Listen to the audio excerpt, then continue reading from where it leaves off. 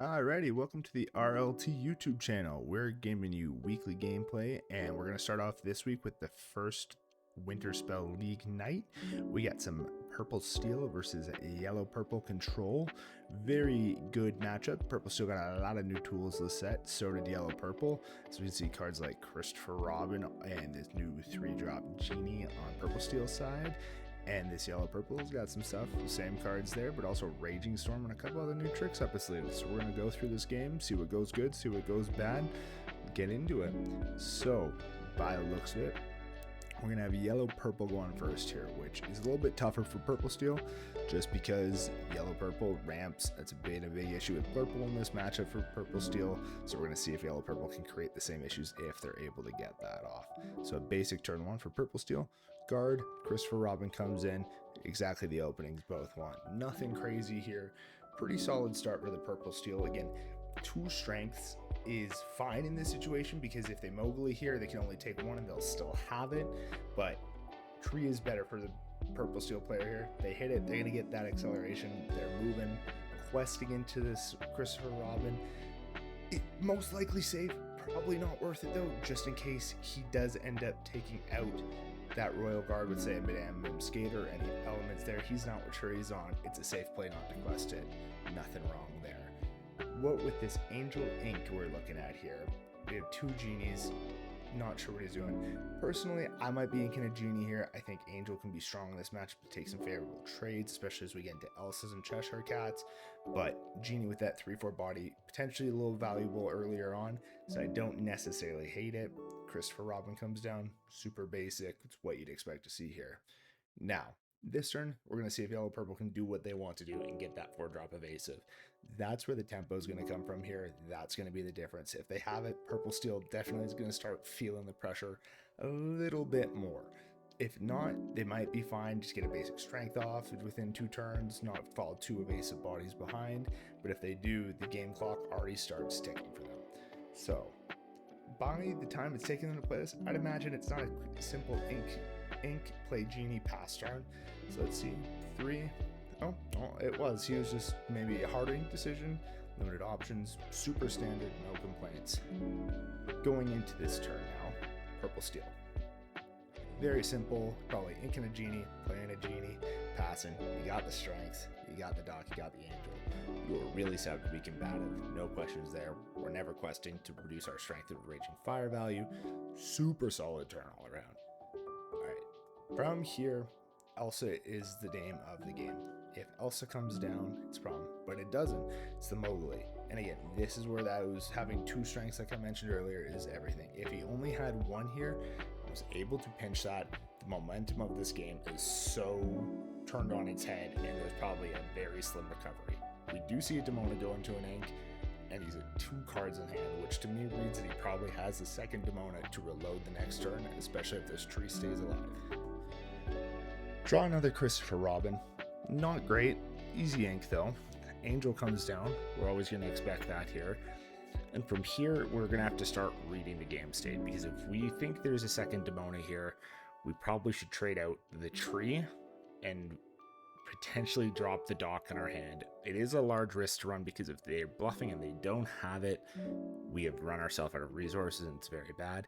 But if they do and we don't take out the tree here, it's bad. Cheshire Cat should go here. Looks like he's debating the Genie. I'm taking the Cheshire Cat here always. The 2-for-1 value trade is too much. Not sure what his opponent's doing here. Looks like he's sniffing his dice or his playmat, but that's each their own. Still debating this strength turn. Okay, goes to the right choice. It's the cat. It's too value positive. You gotta get it out of here. And again, I'm probably pitching the dock there for the tree, because if the Demona comes down, Royal Guard then's gonna be able to take the Genie. You trade through the board, you're really falling behind at that point, or even the Angel at that point, and the purple-yellow player is just really in the driver's seat from that point. So, mulling it over, he's probably deciding, does he go for it or not? You are letting Purple Steel draw 2 cards as well here, but for me, if I'm the yellow-purple player here, I'm taking the tempo, I'm playing it, because Purple Steel to deal with a 5-6 with potentially 2 to 3 old bodies only on board is a big it's a big hurdle for him. So I'm probably taking that trade if it's available. So again, deciding. We see the Cheshire Cat come down and the Demona punish. And again, seeing that first Demona go in the ankle made me believe this was where this was heading and why risking pinching the tree with the dock could have potentially been worth it. And again, now we see Genie goes down, Angel goes down, and now Purple Steel is just in a world of pain, quite frankly, because we don't have access to our counter Demona yet, and the Captain Hook dock is just not a meaningful line, and those two Christopher Robins are just not controlling this board state whatsoever. And from here, we're just gonna, looks like we're just gonna ink the Demona. We're still one turn off if we don't, and we need some tempo back. Drop the dock, Olaf and Captain Hook, draw 2, and just try and find some tempo to get ourselves back in this game. But it feels like a large ask at this point. If the purple-yellow player has seen another Demona or any way to deal with the stock or get ahead on the board state, it's just kind of a runaway train here. We do like seeing the Yzma and Cheshire Cat back in hand. We know we have reload for next turn and some ability to maybe start moving some damage in more favorable capacities, which is great. But again, it's really going to come down to what the purple-yellow player here has after that Demona, because they are in the driver's seat currently. We go, we pass, and now we pray, because realistically, this game has a real chance to be decided on this turn. Goes looking for the Mowgli. Good call. That strength could be a tempo swing if he did have it to take out the Demona next turn. Knows he doesn't have it. Knows he's not drawing cards immediately outside of his 1 for turn currently next turn. Drops the second Genie as it's not a risk. Has 1 card in hand, which very well could be another Demona. And at this point, knowing that if his opponent wants to trade, is going to have to take some very unfavorable board states, turns the Demona, turns the Genie, and starts racing, which is 100% correct. We go into this turn now. Our draw for turn was a Cobra, which isn't the best. I think in this situation, you know you have the ink for Yzma to set up a stable draw engine, and you could potentially bounce, replay the dock, and get the Demona off board by trading Hook, Olaf, and Christopher Robin. Slows down your opponent a little bit and gives you some nuance. I don't fully agree with this decision. I think we're neither in the position to utilize Cobra or Cheshire Cat as the priority here, and we just need to stably find ways to draw cards and make our board wide as we make these trades, because if we can't, I think we are just losing our win condition here. Also didn't quest the dock there before that bounce. Nope, need to let him do it anyways, so put that back. And yeah, I just think I'd rather see that Yzma come down on board than the Cobra there. We're floating in ink. We could have done it, and Yzma just presents more consistent value moving through this game. Takes the Demona, slowing his opponent down. Again, the big problem now is without Yzma, we are looking at a hand that has no ability to see more cards, which is just really going to hinder our ability to make it through this game. And that is never where you want to be, given the nature of how this game goes. The purple steel player really needs to try and be getting momentum back, and not having the ability to draw cards just really stifles that. So we go, purple yellow draws. And again, if they have a Demona or a Hades, we should be letting them draw 2 cards here. If we lose this Cobra, we lose board state. And yeah, okay, so losing this Cobra here pretty much all's game. They are just too many bodies up on us at this point as yellow and purple. They're just going to start racing us. We really can't catch up, and this game just kind of has reached its end due to board control just being fully lost off the back of that Hades decision. And again, it's tough because drawing cards is very powerful in its own right, but when you are behind like this, you can't afford to relinquish board control, because that's the only thing in between you and your opponent just doing exactly this in racing because you are presenting ways to claw back into the game and take some more favorable trades. So yeah, at this point I expect the purple yellow player to just turn everything sideways, acknowledge that at best maybe you play an Elsa, but that's all you can do, and I'm gonna just kind of get through this game at this point. So we draw, and again, if we could go Incan Elsa, play an Elsa, Pocahontas, Yzma, we just are in a better position here. Like, at worst, we have 3 more cards to try and get 1 more turn's worth of gas out of, but in such, we're so removed from this game. We just cannot provide steady enough impact to claw back in at this point, I fear, and everything we're doing at this point is reactive and preventive just to try and delay the inevitable, but unless the purple yellow player has just fully and the Elsa leaves here again. Ruinary Timber, freezes both cards, and that's, if the game wasn't over before, he's gonna quest to 14, 15, 17, and we can't challenge anything back at best, and yeah, that is game 1 down, done, in the books. And realistically, it just came down to the purple yellow player having a, not their perfect curve, but a very solid curve out on the play, and the purple steel just not giving itself as many, it's not maximizing its opportunities to draw out of the situations it needs to.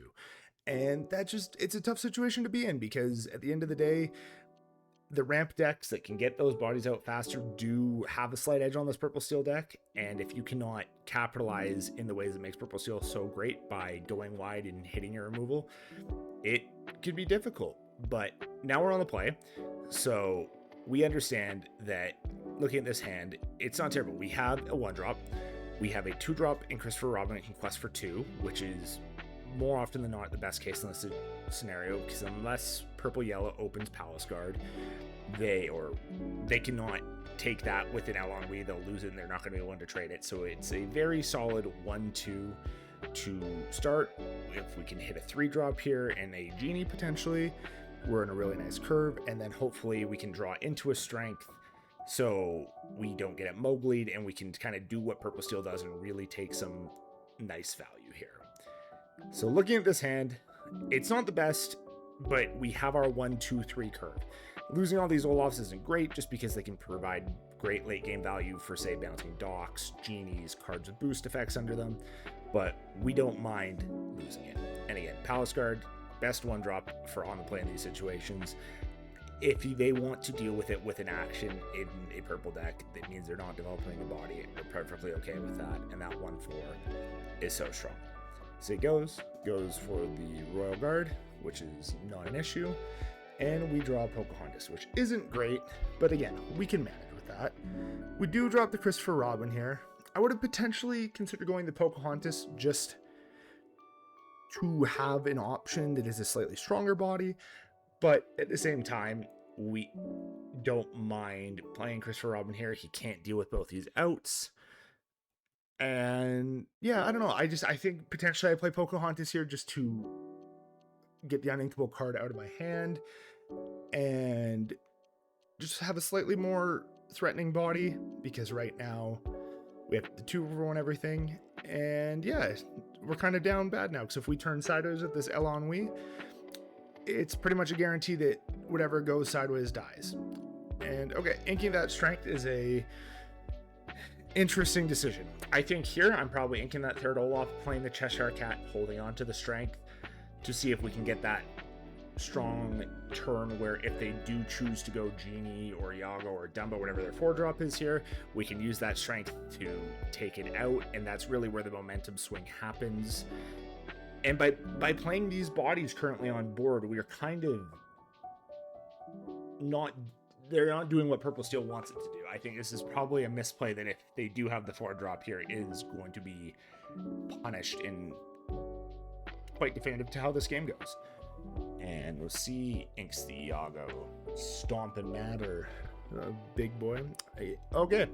So he does miss a 4-drop altogether, which does save the punish here quite heavily, because that could have been worse. I'm not sure why we turned the Palace Guard there, just because it was pretty much guaranteed to die. And yes, we're going to be able to counter trade back, but with a Cheshire Cat on board, they will have the better counter of that always. We did draw a Strength return, and this just feels bad, because if we had played the Cheshire Cat last turn, we would be able to sing 1 Strength, take out their Cheshire Cat, trade through at least one more of these bodies, and I think it's Purple Seal's game to win at that point. But instead, we are playing the Genie and having to play just a little more reactive than we should have to on the play. Trading through Ellen with Christopher Robin, I think, is very, very solid there. Pocahontas through, again, I don't think anything wrong with that, but it does leave the board set open to, yeah, I don't necessarily love the Olaf quest there, and just because it's fine, I suppose, because you're going to most likely move the Cheshire Cat damage there if that's the line they take, because the Cheshire Cat can run through Pocahontas, you can boost it for 2, move the damage to Olaf, the tree can take out Christopher Robin, and then that just leaves Purple Steel with a Genie, and it's just not a very strong position, and keeping the strength with the dock while our board is most likely going to be so down traded here, in my eyes, most likely a mistake, just because that strength is most likely going to hit for 1, and we will almost, unless we draw another body to play for 1 or 2 before we play the dock, it will just be inked. Opponent does go a second Cheshire Cat here, which just only further complicates this, because even now, if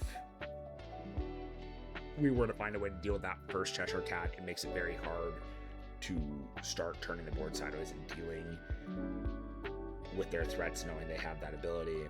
And yeah, we see all those things. We see the board state get traded down, and yeah, this Genie now facing 2 Cheshire Cats is not the position it necessarily wants to be in. If this is me here, I think it's very simple. I think I'm just going to play the Yzma here and potentially pass, seeing if next turn we can get more value off this strength.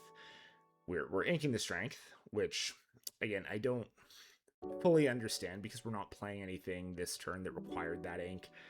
And if we were to draw another body next turn, we could play Dock and that body, seeing the strength of the Genie, take out a Cheshire Cat, and then use Yzma's ability to reload, which I think would have, again, just gotten more value out of our cards.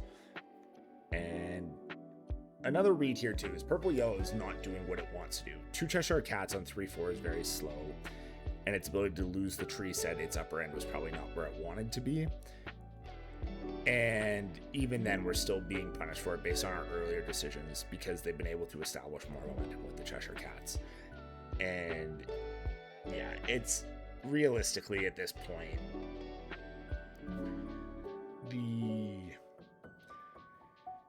the Purple Steel player is just hoping that they can just find a way to get out of this in a meaningful capacity and just take some momentum. It really comes down to what that last card the Purple-Yellow player is playing is. If they get Ink and Go Demona here, I can see that being very problematic, as then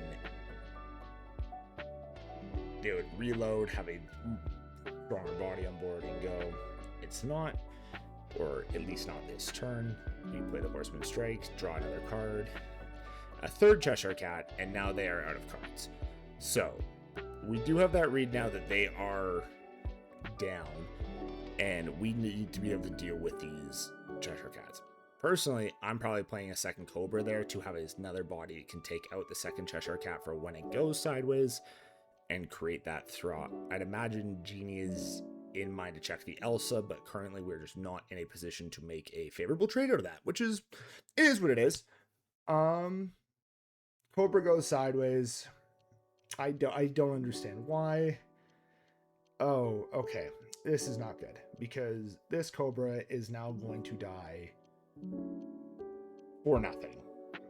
And we needed that Cobra to stay upright to then have the Cheshire Cats not be able to turn sideways in fear of it trading through it. But now what's happened is this Elsa can hit the Cobra, we can boost the Cheshire Cat, move the damage to it, and then all of a sudden we are facing a Genie, a Doc into 2 3/4s and a 2/5 evasive that currently we do not have the tools to trade with. So yeah, we lose the Cobra. Not what Purple Steel wants to see there. Boost again, move it to the Genie, and yeah, this is just unless we need to develop a board that can deal with these cats and just hope that the yellow-purple player does not see resources at this point, or I think this game is in a very bad space.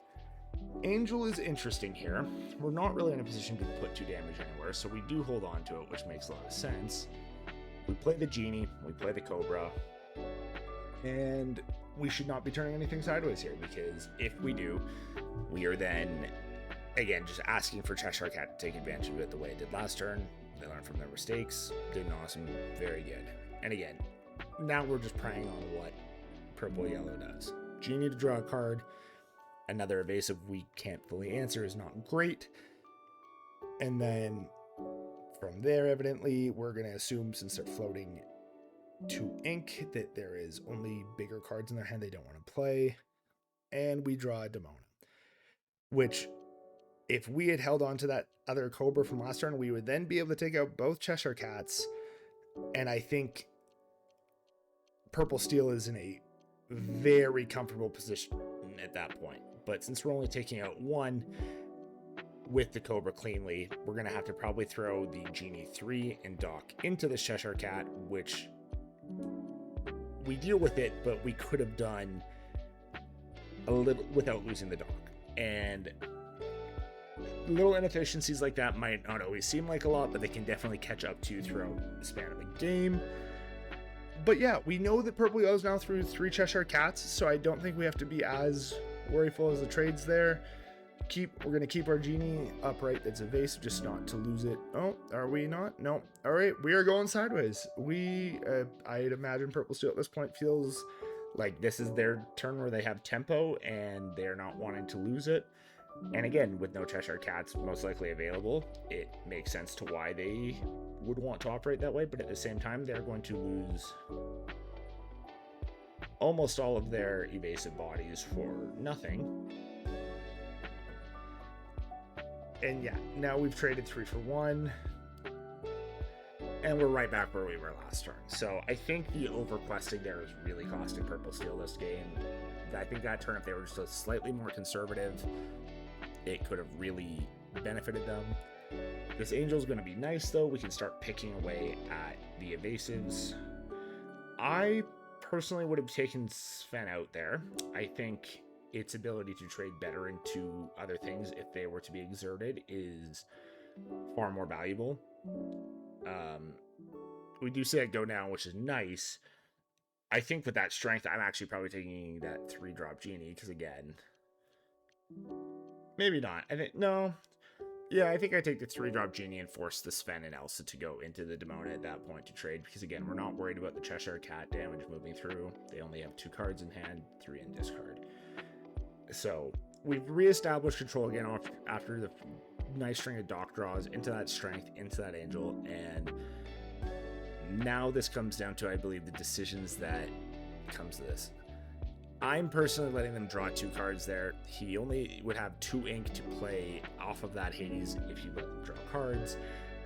And by losing that Angel, you're giving them a far easier path to regain board control, which is just not where you want to be in this situation as Purple Steel. You really want to have the momentum. You want to take it.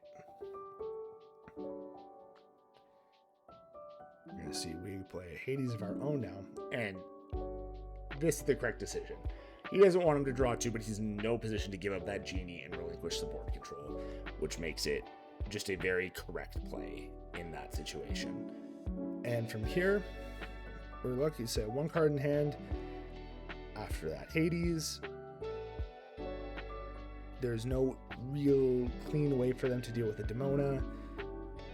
Turn the Doc, turn the Demona, and you let them go. And you know what? I probably even turned the Captain Hook here, because if they want to trade that Elsa into Hook and the other two into Demona, they're losing their board there for the sake of the two cards they have in hand being better than the Hades, Cheshire Cat, and I believe it's Elsa left in the hand. Oh, Cobra. But even then, they're not going to want to make those trades. So I believe the Hook can go sideways there to put us closer to that win condition. And with 2 ink, I think the decision now is if Purple Steel is questing or challenging. He boosts. I believe he's at 5, which it's just not momentum to go sideways. Yeah, and he's pretty much saying, I'm just going to try and race you here. I'm behind on board. I know I'm not going to catch up there, so let me see if I can have you make a misplay and run out the game clock on you. From here, we can quest for 1, 2, 3, 4, 5, 6 to 17.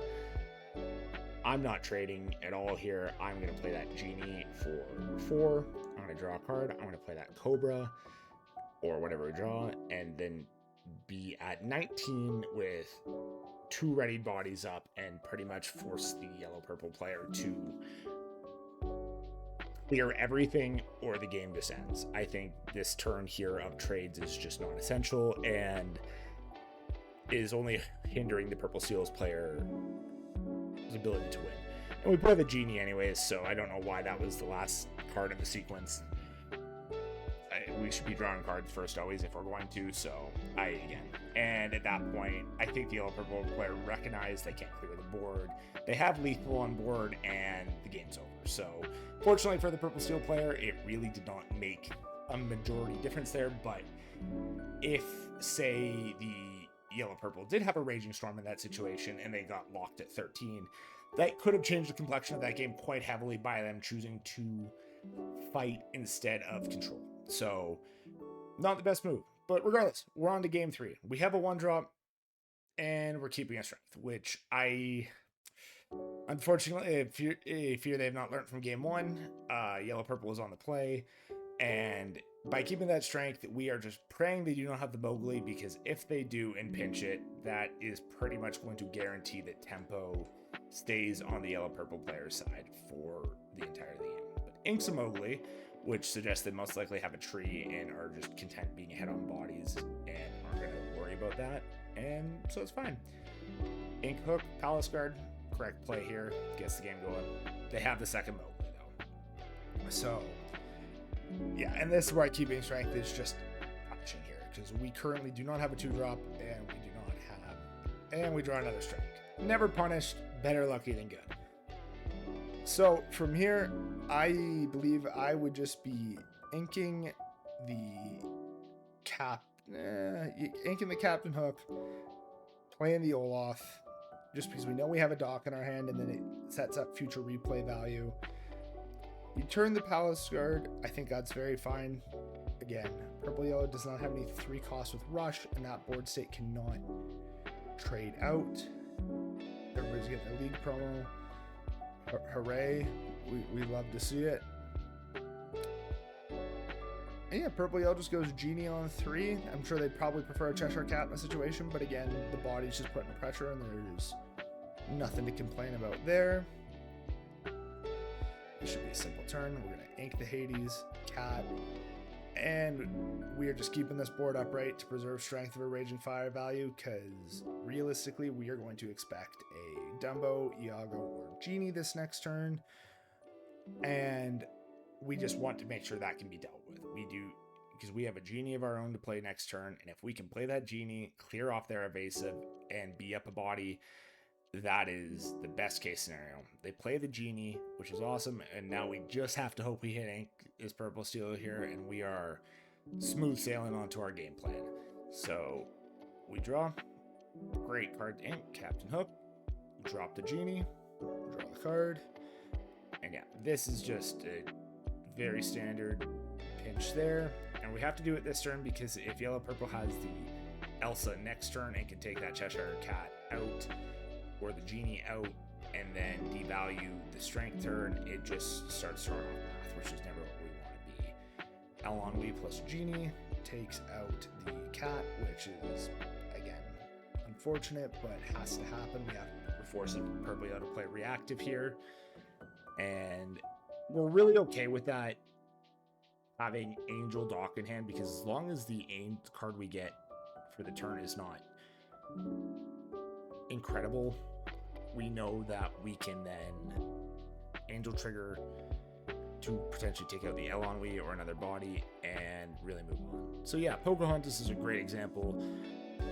If this is me here, I'm just going to play the Angel, take out the Ennui, stop their ability to take those positive trades, because then you can quest Genie comfortably, knowing that, say, if they have an Elsa, they will not be able to Ennui trigger and take out the Genie, and they do not have enough ink to Elsa and Cat. So it just really creates a nice sense of comfort this turn by blowing up that Ennui and just questing for 2.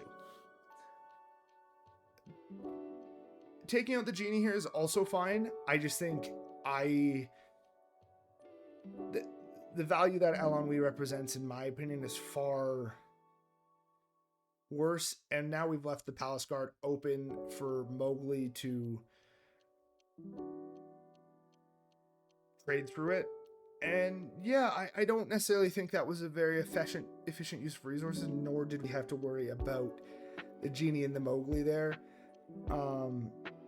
Yeah, because this Genie now is just really in a position where, yeah, and Sven comes down, punishes it.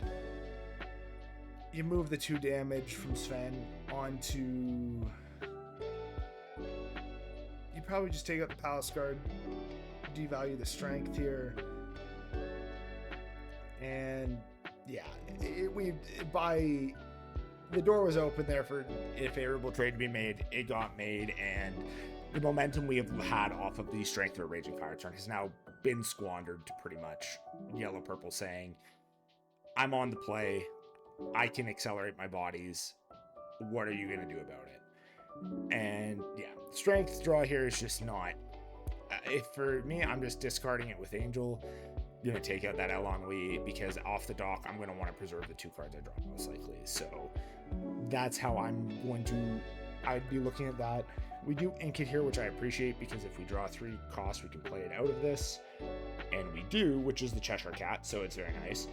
But we are still very susceptible to, if a Demona comes down, or... Yeah, if a Demona comes down, this game, unfortunately, pretty much just ends. Because Sven can trade through the Cheshire Cat. Cheshire Cat can take the Angel, and it's just terrible. But it is just a Genie 3. The Yellow-Purple player probably recognizes they are in the driver's seat. They don't need to hard aggress this game state currently. They've seen their opponent burn a few strengths, and knows that if they can max out their card value, they're only going to probably further cement their lead.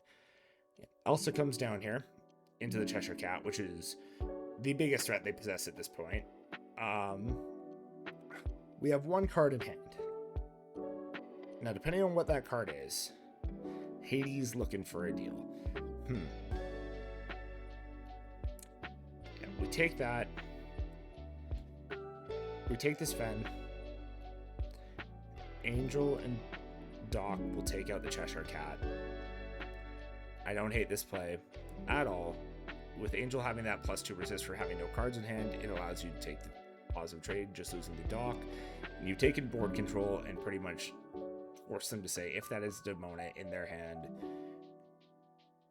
so be it, because I am now up on board and you will refill my hand. So there's really not a lot of loss to come out of this turn for Purple Steel, and they were very efficiently able to regain control based off of what that Doc 2 turns ago gave. And again, Hades looking for a deal. You have to let them draw 2 cards here. Losing this Cheshire Cat is probably the largest piece of control they have, and yeah, lets them draw 2. The Cheshire Cat just holds up this board state so heavily, and by not letting it just leave the board state is very important. From there, gets the Angel off board, represents what that 2 damage can mean, and goes on. Now, how they manage this board is going to be very important. Elsa takes 2, takes out the genie, which, again, I don't mind. And then we should leave the board upright, and yeah, this is very, very manageable. And again, Demona Punish is the worst thing that can happen here. Sven, again, not great to lose the Elsa, and a library. Library now creates a very interesting dynamic within this board state, because if Purple Steel wants to go sideways, they have to accept when Yellow Purple trades, they will be drawing cards. And that is not great, because if Yellow Purple is able to rebuild that hand advantage, that is most likely a contingent factor that gets them back through this game. And it goes to swing through this library, and I think that's a big misplay.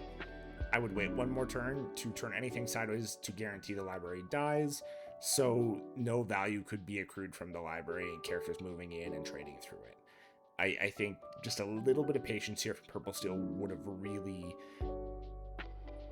kept this game with a top deck war where it's a toss-up, but this decision kind of says, I'm going to give you the chance to rebuild hand advantage, and you can't necessarily stop me. Because yeah, Sven goes in, takes it out, draws a card, which is exactly what Yellow Purple wants to do. And then again, depending on what comes out of this, now we're going to start seeing Yellow Purple see a little more gas and go, Grandma Willow is not the most poignant card in this situation. Doesn't really do a whole lot, but again, it represents library value, and now it's pretty much in a position where to say, like, if you want this library gun, you have to throw your 2 bodies in, and if that's the case, that's fine, but then you're just going to lose control for it, which is, he goes in. If it would just waited one more turn, he wouldn't have been able to draw the card he got off of it, and for all we know, that could be a Hades or Demona Genie or something just to get tempo back. Looks like a Horseman strikes one of them. It's not great, but he does get the Junior Woodchuck Guidebook, and I think that is, if that card was 2 turns from now, that's just tempo we might not have had if we did not give the library trade 2 turns ago. And from here, Cheshire Cat dies, and we're in a really peculiar spot of, does the cards Yellow Purple still have out control the board into this Purple Steel, or can Purple Steel top deck themselves out of it?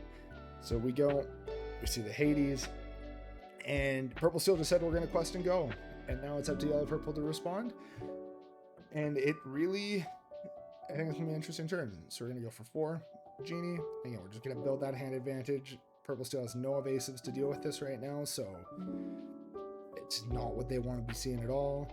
We're inking another library.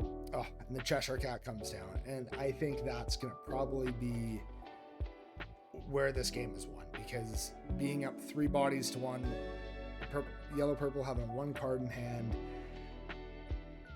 it just, the Elsa's great here to take out this Cheshire Cat, no doubt, but then Genie can just swing back through the Elsa, and they're going to have whatever they draw for turn plus that 1 card, and we are really just looking at Yellow Purple about to run away with this game as long as their draws are half decent. Oh, and the Elsa comes out, preserve the Genie, quest for 3, and go. And we have to believe that last card now is Demona, because not wanting to give Purple Steel that reload, but this Yzma coming down I think will let us know right away if it is, because he can't let him draw there. It is not a Demona, it's a Hades, and unsurprisingly lets him draw 2. Gets another Genie off of it, inks a Demona, and is at the point of saying, game's over, I'm at 14, quest for sideways, and the Purple Steel player scoops the next turn. So yeah, that's our week 1 gameplay of Winterspell League. Let us know how you feel about it. Leave any comments, feedback below, and thanks for watching RLT.